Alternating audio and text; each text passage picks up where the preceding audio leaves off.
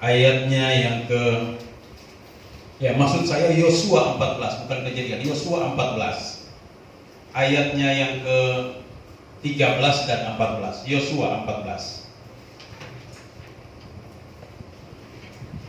Yosua pasal 14 ayat 13 dan 14.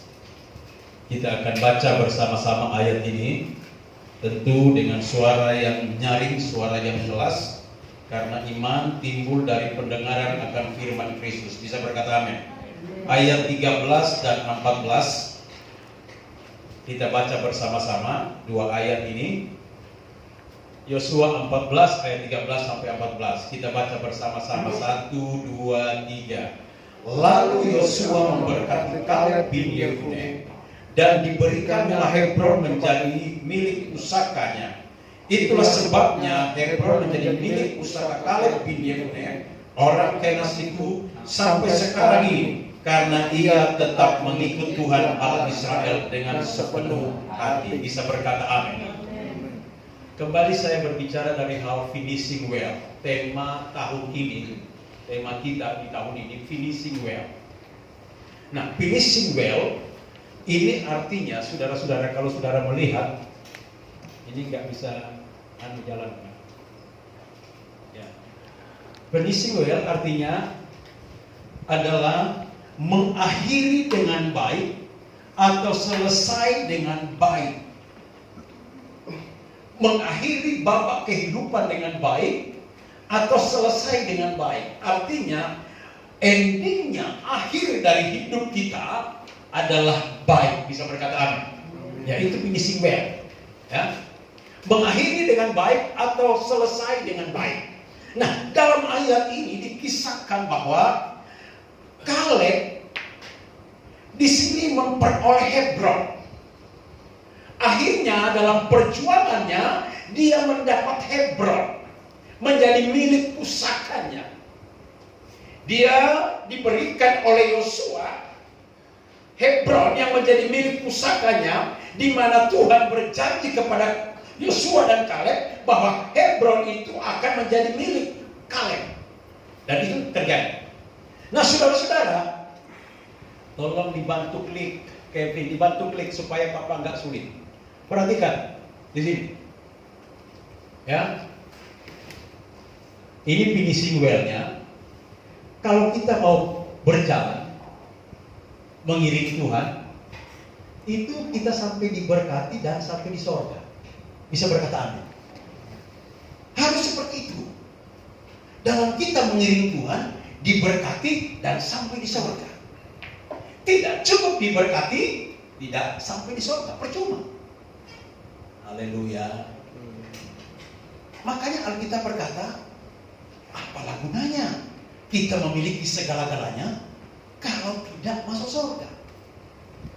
Tetapi yang Tuhan inginkan, kita sampai di finishing well, diberkati dan masuk surga. Next. Ini kok nggak jalan ya Pak ya? Tolong dicas itu. Ya, lihat ini. Ya, akhir hidup kita mencapai yang namanya gereja sempurna. Gereja sempurna inilah gereja yang akan masuk surga. Gereja yang tidak sempurna, ini mereka tidak sampai di finishing well. Mereka alami aniaya, antikristus. Ya, ini tujuan hidup kita. Nah, tujuan hidup kita sampai di peninggiran gereja dan sampai di sorga Tuhan jemput kita. Itu kehidupan kita. Kita diberkati hari ini dan sampai di sorga kekal. Berikan kemuliaan untuk Tuhan kita. Itu namanya kita. Nah, dalam kisah ini Kaleb bin Yefune, Kaleb anaknya Yefune, dia bukan hanya diberkati, bukan hanya mendapat Hebron, tapi saya percaya dia sampai di sorga. Dan ini tujuan hidup kita. Coba lihat saudara-saudara, ini pengiringan kita kepada Tuhan. Tolong videonya dinyalakan. Videonya tadi, ya, bisa, kalian diklik di gambarnya. Lihat. Tiba-tiba dia mengiring Tuhan, Tuhan angkat. Nah, ini tujuan kita. Memuji Tuhan, tiba-tiba terangkat. Main-main anak-anak, tiba-tiba nggak ada, terangkat.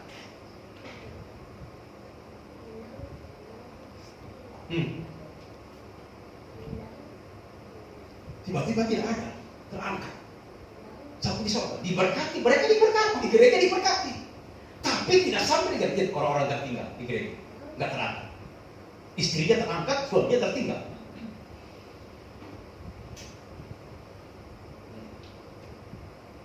Yang tertinggal, saudara-saudara, akan terjadi seperti ini. Yang Tuhan inginkan dalam hidup kita seperti Kaleb, sampai di finishing well, diberkati mendapat Hebron dan masuk surga. Bisa berkata amin? Goal kita itu diberkati dan masuk surga, itu goalnya kita. Tujuan kita, finishing well kita itu diberkati dan masuk surga. Karena itu Tuhan mau, dan itu rencana Tuhan. Nah, dalam kesempatan ini Alkitab mencatat bahwa Kaleb mendapat Hebron. Apa itu Hebron? Hebron adalah tanah di dalam tanah perjanjian, di dalam tanah Kanaan, tanah yang dijanjikan oleh Tuhan. Coba saya perlihatkan saudara, tolong diklik ya. Ayat 14 ini, lalu Yosua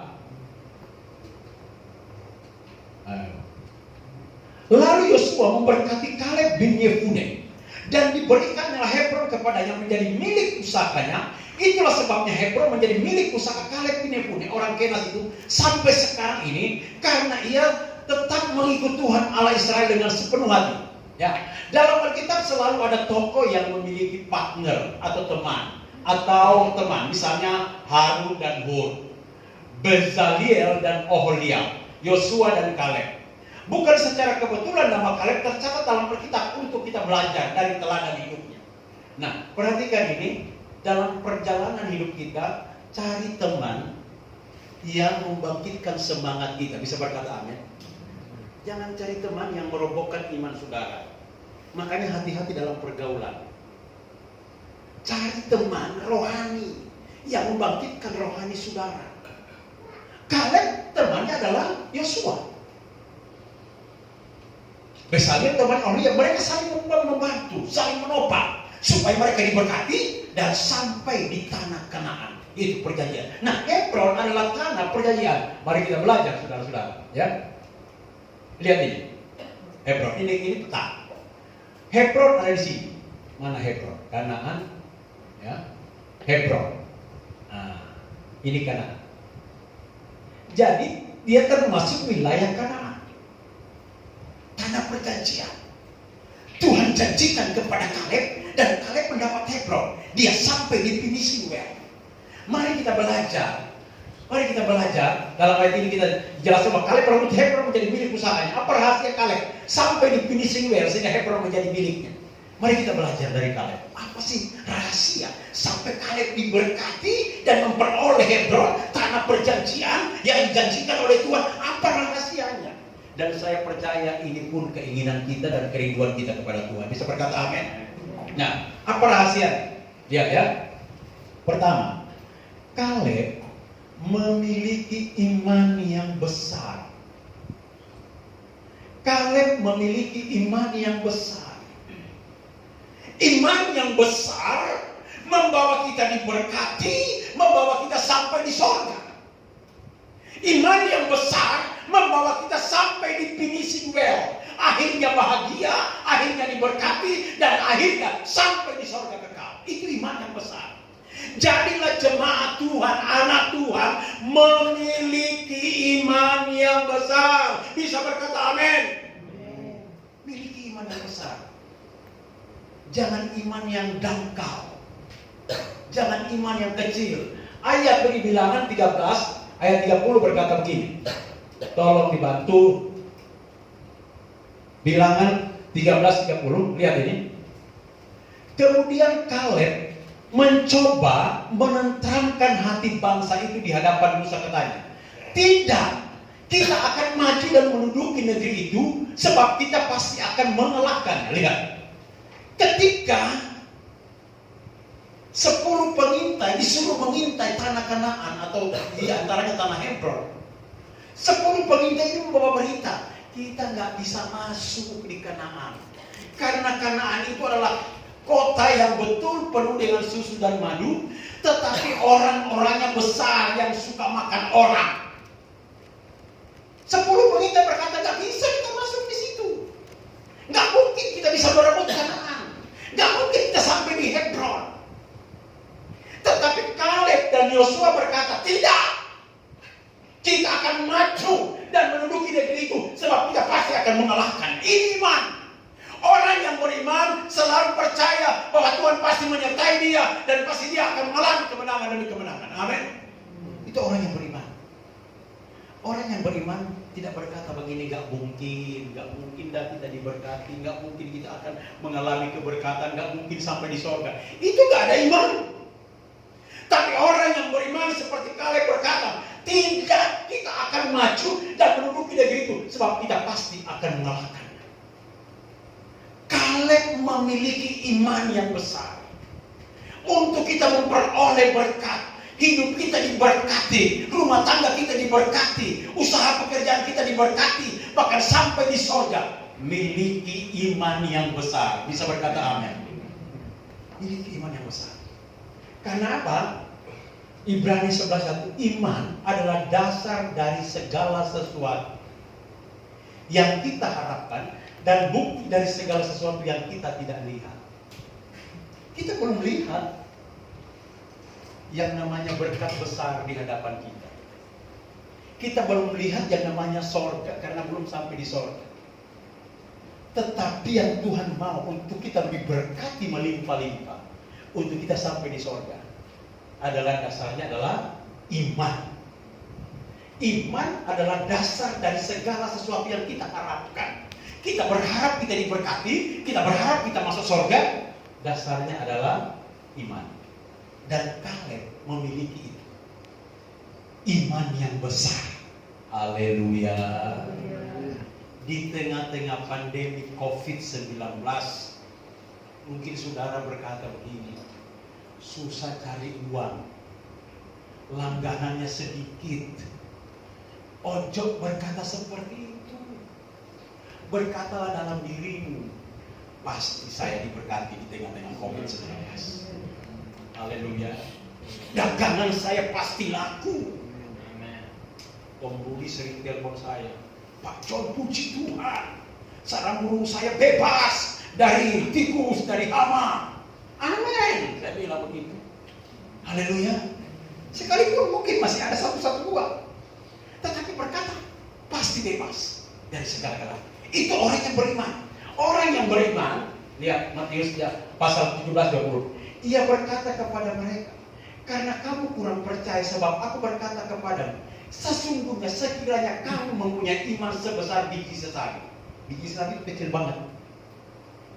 Tapi kalau ada iman seperti itu, kata Tuhan, kamu dapat berkata kepada gunung ini, pindah dari tempat ke sana, maka gunung ini akan pindah dan takkan ada yang mustahil bagi Tuhan. Bisa berkata, itu iman yang kecil, seperti biji sesawi.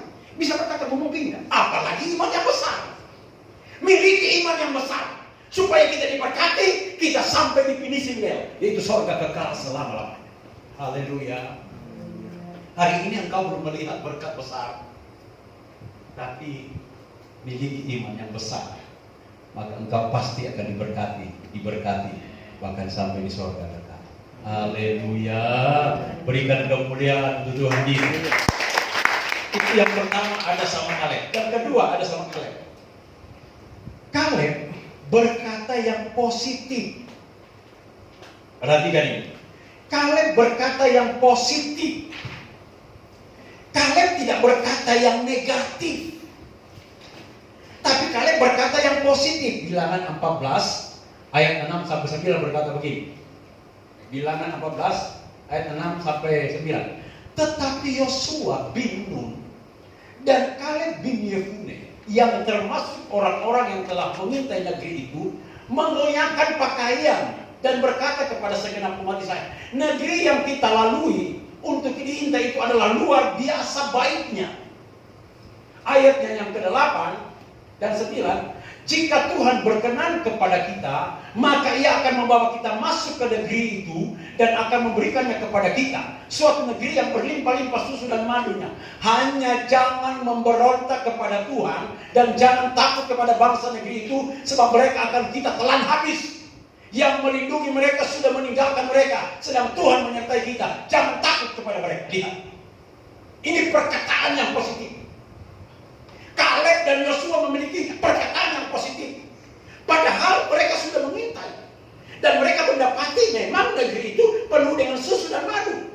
Tapi 10 orang berkata, nggak bisa, kita nggak bisa masuk. Tapi kan Kaleb katakan, kita pasti bisa masuk. Kita bisa kalahkan mereka. Dikatakan ayat ini, ya, jika Tuhan berkenan kepada kita, maka Ia akan membawa kita masuk ke negeri itu dan akan memberikan kepada kita suatu negeri yang melimpah susu dan madu. Perkataan yang positif. Terkadang kita alami situasi yang sulit, kita sudah mulai ngeluh. Aduh, payah. Ya payah terus. Karena apa? Alkitab berkata, tetapi aku berkata kepadamu, Matius 12:36, setiap kata-kata yang sia-sia yang diucapkan orang harus dipertanggungjawabkannya pada hari penghakiman. Karena menurut ucapanmu engkau dibenarkan dan menurut ucapan pula engkau akan dihukum. Haleluya. Jadi jangan sampai salah berkata-kata. Perkatakan yang positif. Istri saya selalu tegur saya. Ketika saya berkata begini, ketika mulai panas sedikit, wah, jangan corona, jangan Yesus, dia bilang. Perkatakan yang positif. Begitu juga dengan orang-orang yang di sekitar kita, apalagi kita sesama iman. Kalau ada orang yang mungkin diindikasi kena corona, jangan datang sama dia, itu kena corona. Itu kata-kata negatif. Doakan supaya dia sembuh, dia diberkati, dan corona tidak mengenai dia. Bisa berkata amin. Berkatakan yang positif. Rumah tanggaku akan jadi begini nanti, rusak rumah tanggaku. Jangan. Karena kita dibenarkan dari ucapan kita dihukum dari ucapan kita. Perkatakan yang positif. Kaleb mengucapkan yang positif. Sekalipun ada 10 orang berkata nggak bisa masuk di Kanaan, tapi Kaleb katakan bisa, kita pasti menang. Orang-orang itu kita telan habis. Haleluya. Di tengah-tengah kesulitan ekonomi, ucapkanlah kata-kata yang positif. Saya pasti diberkati. Rumah tangga saya pasti rumah tangga yang baik. Anak-anak saya pasti masa depan pasti diberkati. Saya pasti sehat. Dan saya pasti masuk surga. Itu kata-kata yang positif. Haleluya. Terkadang ada banyak orang tua berkata kepada anaknya, kalau anak, nakal lu, bego lu. Dari perkataan kita dihukum. Anak-anak kita jadi bego. Anak-anak kita jadi nakal. Tapi kalaupun dia nakal, katakan anak baik, puji Tuhan, kamu anak pintar, dia pasti jadi anak baik. Karena kata-kata itu kita dibenarkan dan kita dihukum. Kaleb memperkatakan hal yang positif. Bisa berkata amin. Pulang dari gereja ini, katakan yang bagus-bagus, katakan yang baik-baik. Dan ketika kita mengatakan yang baik-baik, saya yakin kita diberkati dan sampai di finish yang namanya surga kekal. Haleluya. Mulai hari ini rubah cara pandang kita, cara kita bertutur kata. Makanya ibu-ibu kalau ngerumpi, jangan suka ceritain jelek-jelekin orang. Karena apa yang kita ucapkan itu kita akan dibenarkan, kita juga akan dihukum dari ucapan kita. Perkatakan yang baik saja. Ketika kita berjumpa dengan teman kita, wah, usahamu pasti diberkati ya, kamu umur panjangnya, itu positif. Tapi jangan bilang, wah kamu sudah tua, gak lama lagi mati. Waduh, kamu kena corona ya, jangan dekat-dekat sama saya.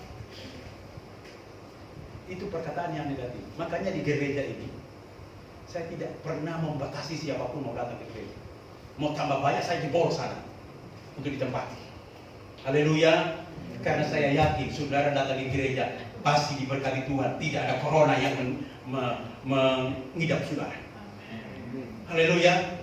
Karena di gereja Tuhan memberkati kita.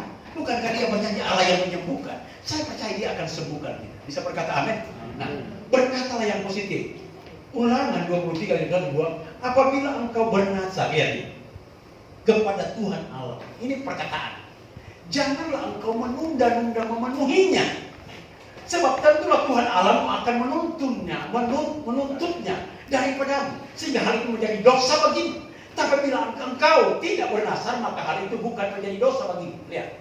Hati-hati dengan nazar kita. Apa itu nazar? Ucapan kita. Tuhan, saya mau berkati gereja. Sekian. Tuhan, saya mau berikan ini untuk gereja. Janji. Itu nazar di hadapan Tuhan. Tapi kalau kita tidak laksanakan, maka Tuhan akan tuntut itu daripada kita. Sehingga itu menjadi dosa.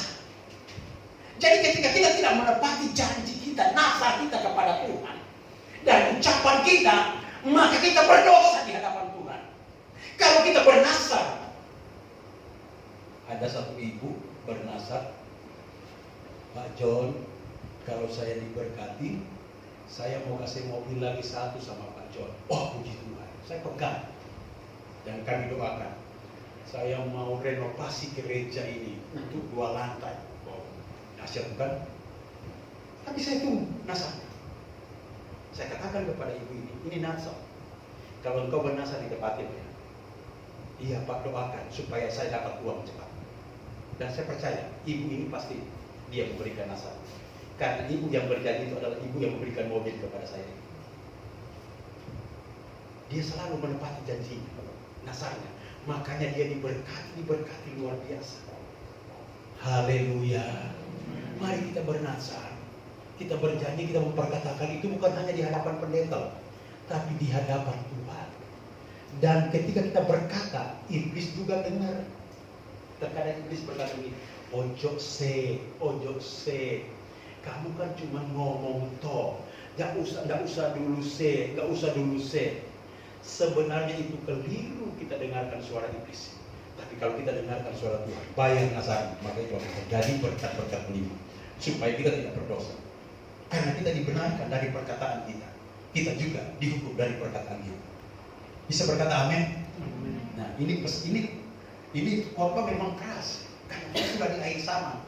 Takutnya kita diberkati tidak sampai sorga. Untuk apa? Memiliki semuanya kalau tidak sampai sorga. Next ya. Ulangan 23. Apa yang keluar dari bibirmu? Ya. Alkitab berkata, apa yang keluar, ulangan 23. Apa yang keluar dari bibirmu haruslah kau lakukan dengan setia. Sebab dengan sukarela kau nazarkan kepada Tuhan Allahmu sesuatu yang kau katakan dengan mulutmu sendiri. Nah, kecuali Pak Pendeta bilang begini, kamu mau bantu berapa gereja? Terus saudara jawab, 100 juta, 200 juta. Itu karena permintaan pendeta.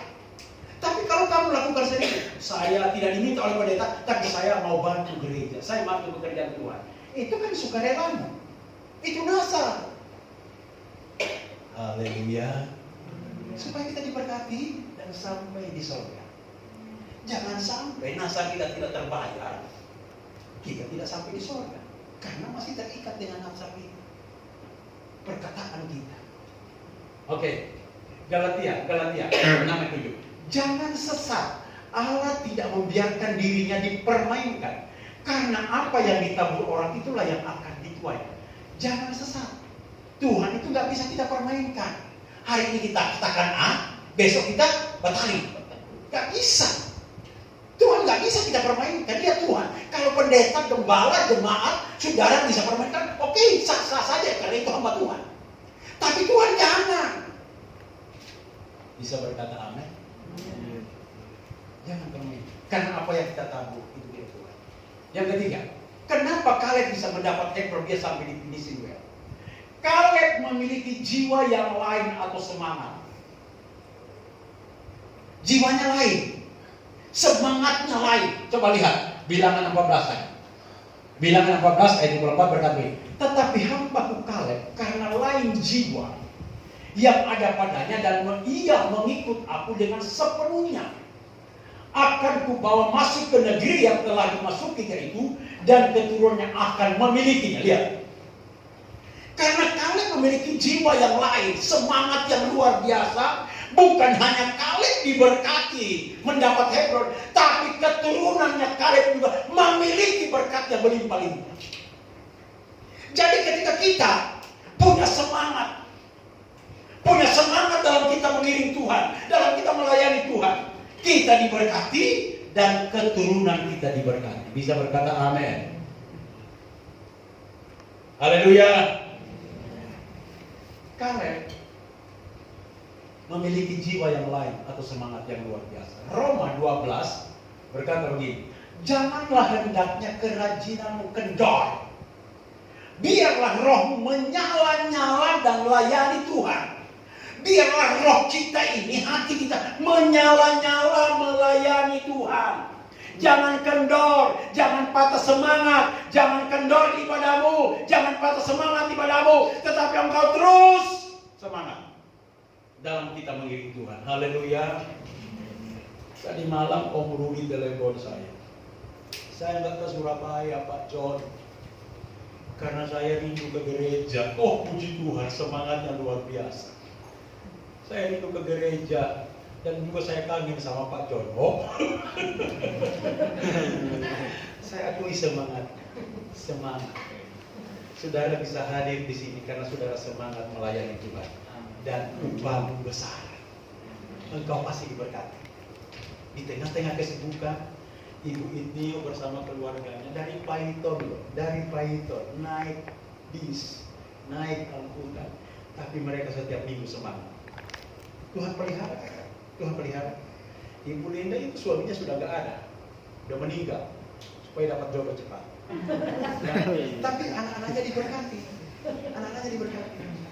Tiba-tiba ada orang bayarin SPP anaknya. Haleluya. Karena semangat melayani. Ini Ibu Linda sudah dilantik PDP, pendeta pembantu di gereja ini karena sudah sekolah kita. Ibu Selvi sudah dilantik gembala cabang di sana, di Semangkir. Sehingga nanti kita akan buka lagi pelayanan lebih lebar lagi karena kita semangat melayani Tuhan. Berikan kemuliaan Tuhan kita. Haleluya. Ya. Yang berikut ini 1 Korintus 15 ayat 38. Karena itu, saudara-saudaraku yang kekasih, berdirilah teguh, jangan goyah. Ya. Dan apa? Giatlah selalu dalam pekerjaan Tuhan. Sebab kamu tahu bahwa dalam persekutuan dengan Tuhan, jerih payahmu tidak sia-sia. Orang yang semangat, orang yang giat dalam pekerjaan Tuhan, jerih payahnya tidak sia-sia. Orang bisa berkata, oh ke gereja lagi dia. Mau jadi pendeta apa? Dia nggak tahu semangat kita mengiring Tuhan ke gereja, kita melayani Tuhan, jerih lelah kita tidak sia-sia di hadapan-Nya. Haleluya. Mari kita semangat melayani Tuhan. Sekalipun ada di tengah-tengah corona, Saga dengan Edo, wah kerjanya di Surabaya. Tapi setiap 2 minggu sekali mereka datang, bayangkan. Karena mereka punya semangat. Saya yakin mereka pasti diberkati dan diberkati. Haleluya. Dan kita semua diberkati Tuhan karena kita punya semangat.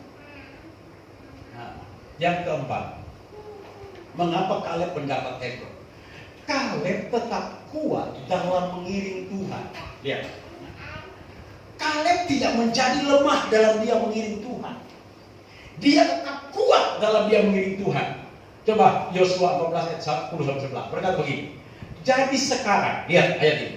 Sesungguhnya Tuhan telah memelihara hidupku seperti yang dijanjikannya. Kini sudah 45 tahun lamanya sejak diucapkan Tuhan firman itu kepada Musa. Dan selama itu orang Israel mengembara di padang gurun. Jadi sekarang telah berumur 85 tahun aku hari ini. Lihat. Janji Tuhan bagi Kaleb ketika dia berumur 40 tahun. Nanti umur 85 tahun Tuhan tepati janji Tuhan itu. Dia dapat Hebron. Berapa tahun dia tunggu sudah? 45 tahun dia tunggu. Tapi ayat ini berkata dia tetap kuat. Dia nggak lemah untuk melihat pertolongan Tuhan, berkat-berkat Tuhan, bahkan sampai di sorga di finishing well. Kita harus tetap kuat dalam mengiringi Tuhan. Jangan lemah. Haleluya. Haleluya. Coba saudara bisa bayangkan, janji pada waktu dia umur 40 tahun, dia tunggu sampai umur 85 tahun. 45 tahun dia tunggu, baru dia dapat itu. Tapi dia tetap kuat. Dia tidak pernah lemah dalam dia berperang mengiring Tuhan. Ya. Ayat 11, Yosua 11. Pada waktu ini aku masih sama kuat, dia katakan. Seperti pada waktu aku disuruh Musa. Jadi Kaleb umur 85 tahun tetap sama kuat. Di saat umur 80 tahun, pada waktu umur 80 tahun dia kuat. Sama kekuatannya saat dia umur 85 tahun. Jangan berkata begini, ini tante sudah umur sekian Pak Kepala, om ini sudah umur sekian, udah gak kuat. Badanku boleh lemah, tapi biarlah rohmu menyala-nyala dalam melayani. Haleluya. Tetap kuat. Ya. Seperti kekuatanku pada waktu itu, demikianlah kekuatanku sekarang untuk berperang dan untuk keluar masuk. Oleh sebab itu berikanlah kepadaku pegunungan yang dijadikan Tuhan pada waktu itu. Sebab engkau sendiri mendengar pada waktu itu bahwa di sana ada orang enak dengan kota-kota yang besar dan berkubu. Mungkin Tuhan menyertai aku sehingga aku menghalau mereka seperti yang difirmankan Tuhan. Kalian dapat itu. Karena dia tetap kuat, tidak pernah kendor. Orang yang diberkati Tuhan, orang yang sampai di finish line, sampai di surga, adalah orang yang kuat mengiring Tuhan, kuat hatinya. Haleluya. Kekuatan itu bukan diukur dari semangatnya saja secara fisik, tapi kekuatan itu diukur dari hatinya yang kuat, tetap kuat, tetap teguh dalam dia mengiring Tuhan. Saya sangat senang bagi saudara yang selalu ke gereja, kuat mengiring Tuhan, tidak pernah tinggalkan ibadah. Karena saya yakin Anda akan diberkati Tuhan dan sampai di surga benar. Terakhir ya saudara ya, Kaleb ikut Tuhan dengan setia dan sepenuh hati. Lihat, untuk dia dapat Hebron, Kaleb ikut Tuhan itu dengan setia dan sepenuh hati. Setia sepenuh hati. Kuat belum tentu setia. Kuat belum tentu sepenuh hati. Tapi Kaleb semangat, kuat, setia, sepenuh hati. Maka dia dapat Hebron. Kaleb ikut Tuhan dengan setia dan sepenuh hati. Yosua 14. Ya. Lalu Yosua memberkati Kaleb bin Yefune dan diberikannya Hebron kepadanya menjadi milik pusakanya. Itulah sebabnya Hebron menjadi milik pusaka Kaleb orang Kenas itu sampai sekarang, karena ia tetap mengikut Tuhan Allah Israel dengan apa?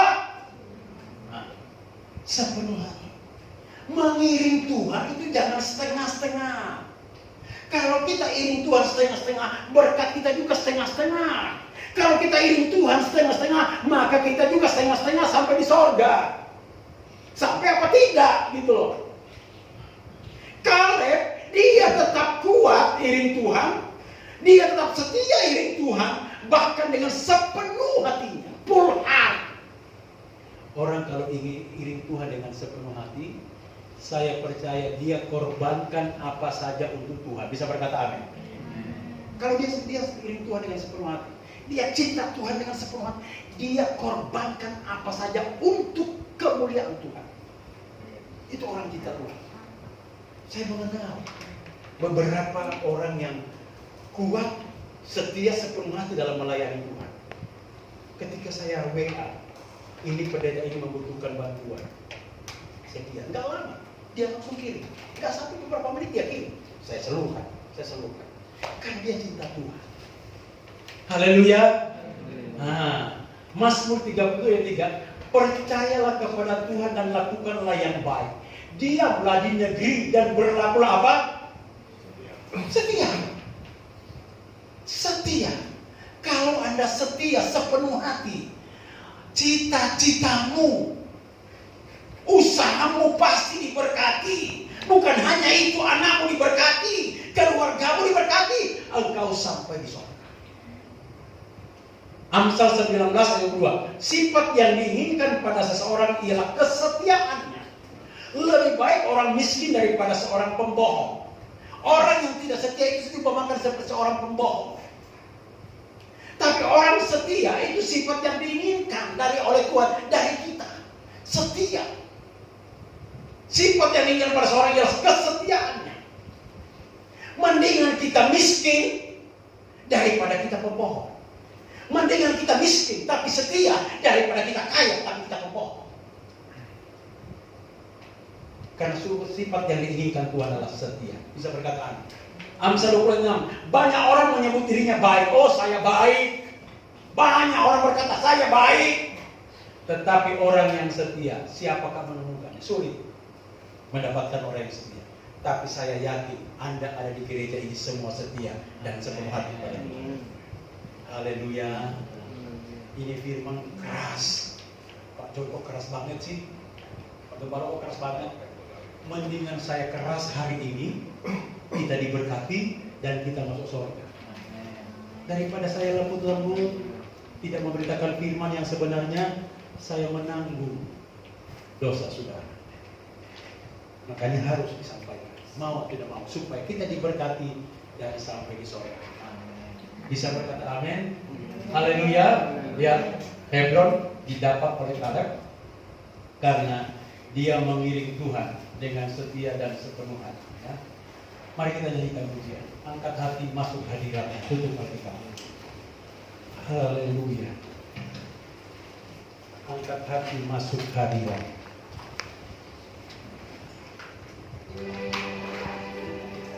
Mari kita belajar seperti Kaleb, memiliki iman yang besar, berkata yang positif, memiliki jiwa yang lain atau semangat, kuat dan mengiring Tuhan, ikut Tuhan setia dan sepenuh hati. Maka kita pasti sampai di finishing ya. Kita diberkati dan kita sampai di surga kekal selama-lamanya. Angkat hati masuk hadiratnya. Haleluya. Haleluya. Mari saya undang saudara berdiri, kita nyanyikan pujian ini. Haleluya, haleluya. Masuk hadiratnya, hampiri dia dalam kekudusan. Sembah Yesus, sembah Yesus di tata sucinya. Lakukan firman, lakukan firman-Nya. Angkat hati masuk hadiratnya, angkat hati masuk hadiratnya, hampiri dia dalam kekudusan. Sembah Yesus, sembah Yesus di tata sucinya. Lakukan firman,